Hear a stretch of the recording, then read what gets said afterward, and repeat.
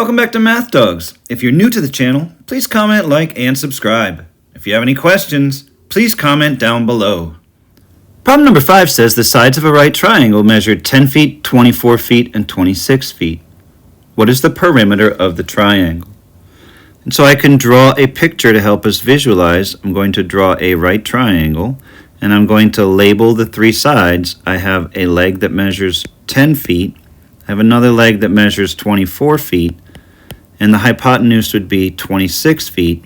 It's the largest of the three. Remember, the perimeter is just the distance around the outside edge of the figure, and so to find the perimeter of the triangle, all I'm going to do is add the three lengths together. 10 feet plus 24 foot plus 26 foot. So the perimeter would be 10 plus 24, which is 34, plus the 26 of the hypotenuse. And so the perimeter would be 34 plus 26, which is 60 feet.